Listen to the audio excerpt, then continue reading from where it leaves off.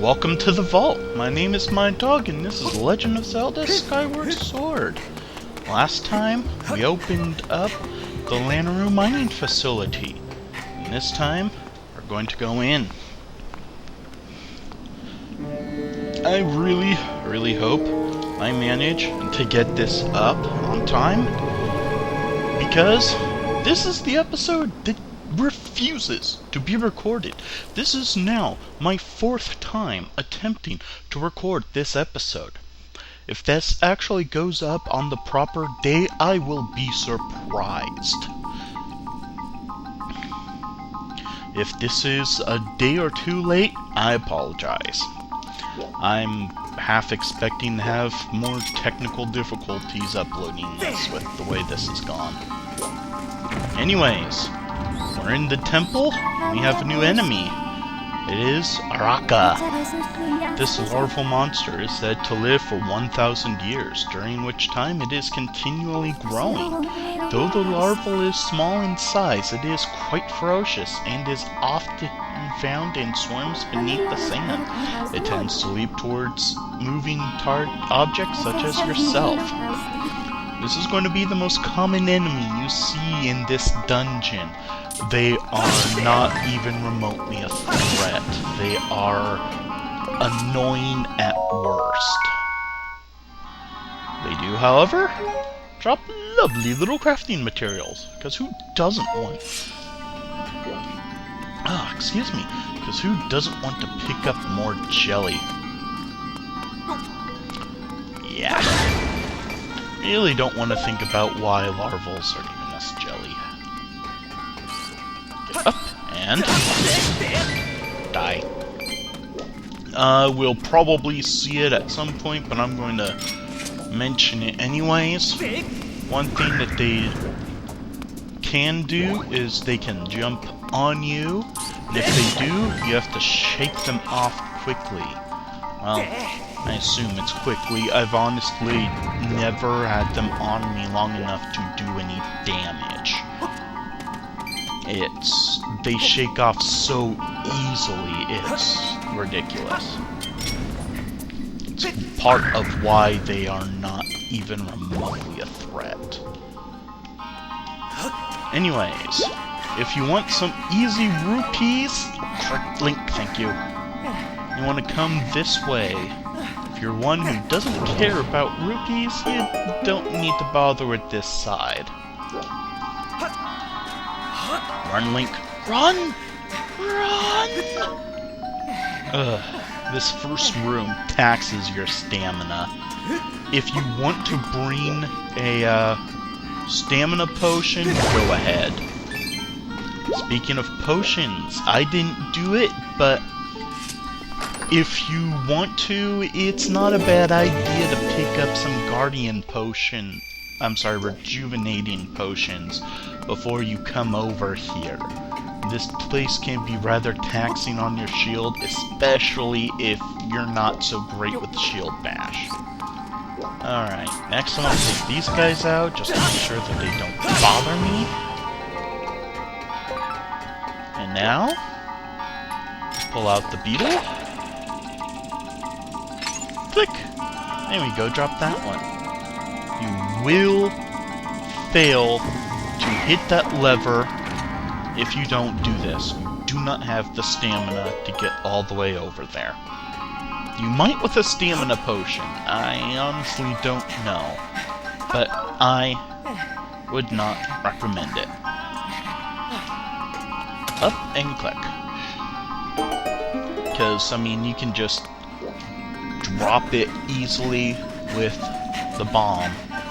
Although thinking about it, that might be a speedrunning technique, to just pop a stamina potion and ignore the bomb. I'm honestly not sure about that.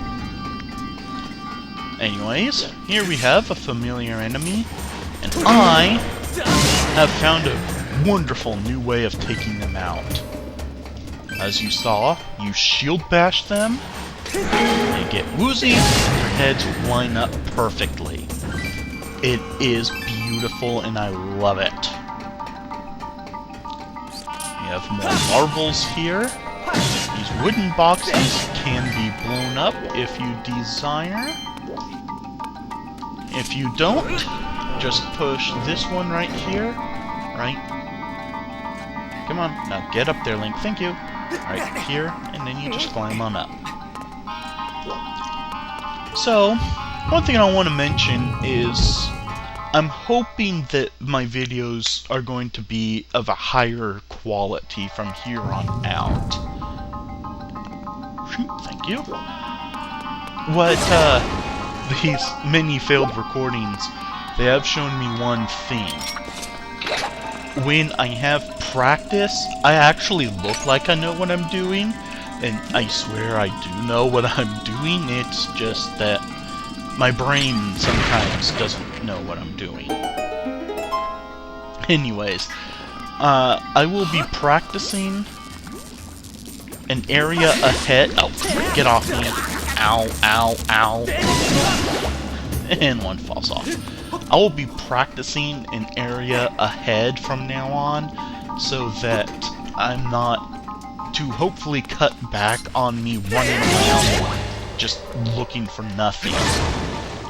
My first recording of this, I chucked it because I spent the entire recording on 2 rooms. Literally 2 rooms. The last room and this room. That was my entire recording. A note about here, make sure you drop down carefully. If you run off, it's very easy to fall into that pit. Very, very easy. And we head on back, because one of the Hydras was guarding a locked key, a locked door. This is, interestingly enough, the only small key in this entire dungeon. The only one.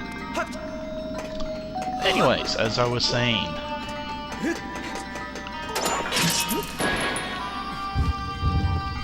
yeah, I don't want... It's one thing if I'm doing a blind run, which I may do a blind run of something in the future, but if it's a game I know, I want to at least seem like I know what I'm doing. Froke. Though this odd creature is cowardly by nature, it will expose an array of densely packed defensive spines when approached or provoked. And I've, of course, defeated 0 of them. These guys are very easy to deal with. Ow. Really? You were not anywhere near the wall. They're supposed to explode when they hit the wall. I don't know why that one did. Anyways. Oh. Yep, you saw it for a second there. That was what happens when they grab onto you. I had to shake it off, and you saw how easily that came off. I mean, granted, that came off a little faster than usual, but still, it's typically very easy. Get off and die.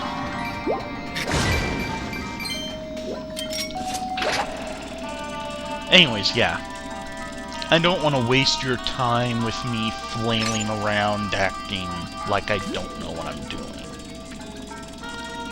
So, hopefully this will make the videos a bit more organized and thoughtful and informative. Like as you saw, I was able to knock that out quite easily, whereas in my second recording, second time in here, I spent the majority of the recording in this room trying to figure out how to proceed. I swear, it's like this is my first time playing the game. I felt so stupid trying to record this thing. Of course, the second recording didn't fail for that. No, I had technical issues there. I'm hoping they're not going to show up here. As you saw, that thing will descend when you get off the switch, so do make sure that you launch it from there. And this is the new BMOS.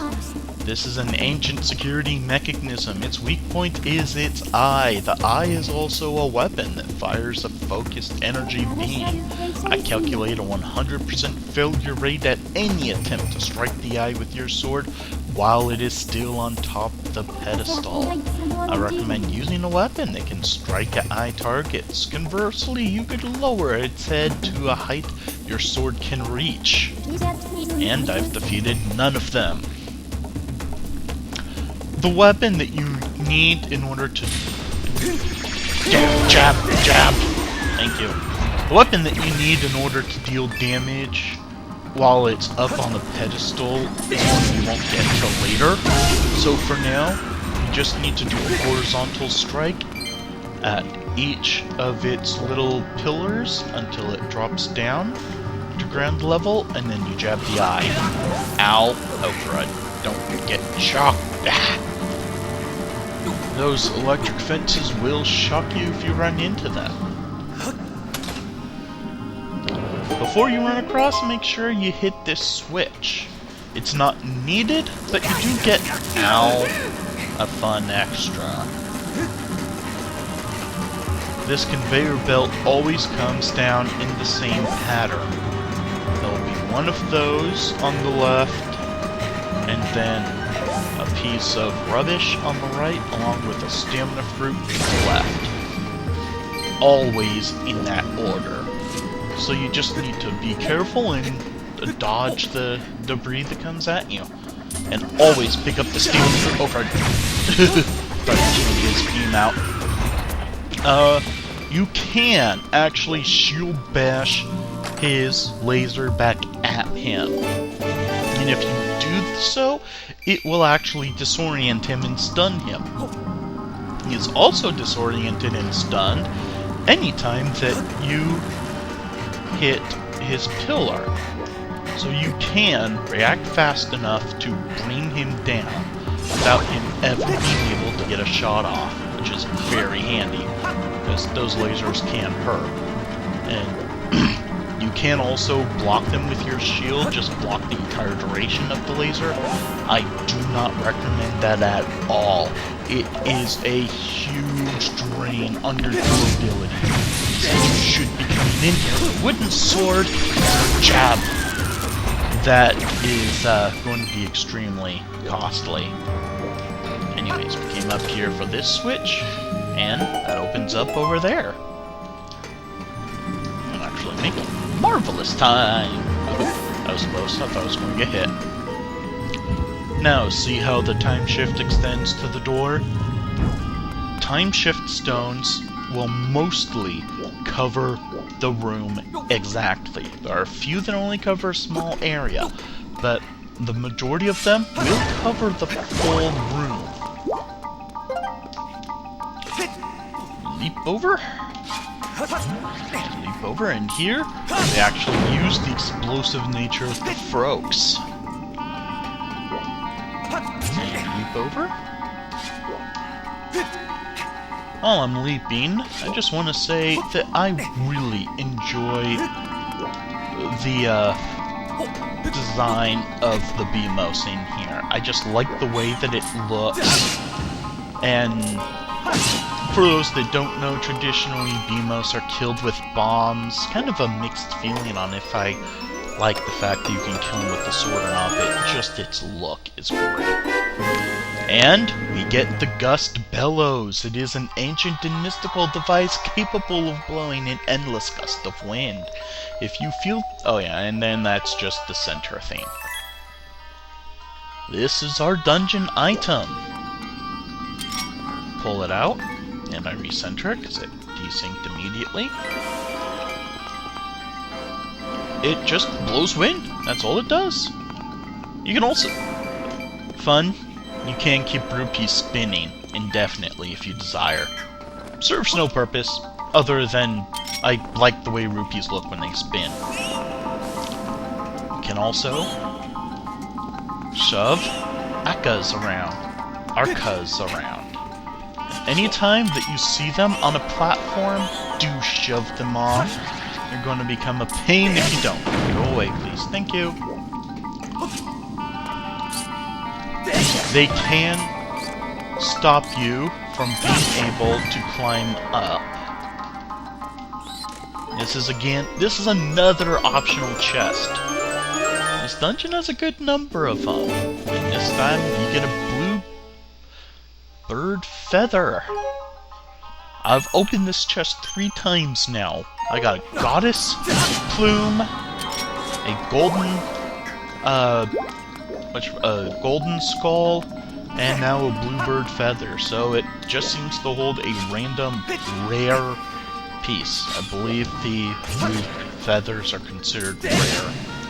I know the goddess plumes are more rare. I believe that the blue feathers are considered rare treasure.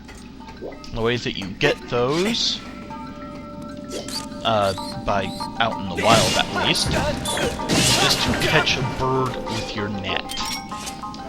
It's a lot harder than it sounds, trust me. I have had all kinds of issues trying that. Make sure you shove that down. That creates a shortcut to come back this way if, for whatever reason, you need to. And here we see why we had to get the Gust Bellows. Well, actually, we need them for a lot of things, but here's one of our reasons. Well, I need to sink quickly.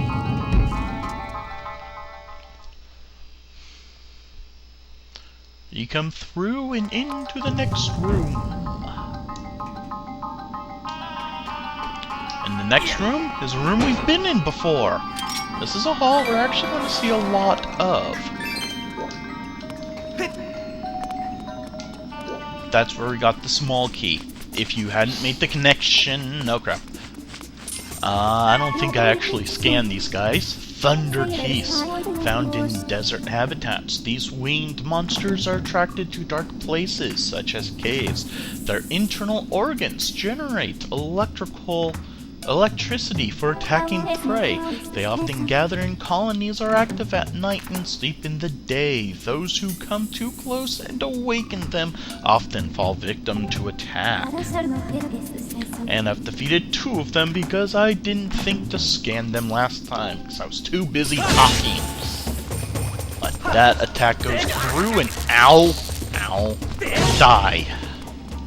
They're not as bad as fire keys in my opinion, because fire keys are always on fire. Those electric ones at least turn on and off. And I'm actually going to stop the video here. Save point makes for a nice pausing spot.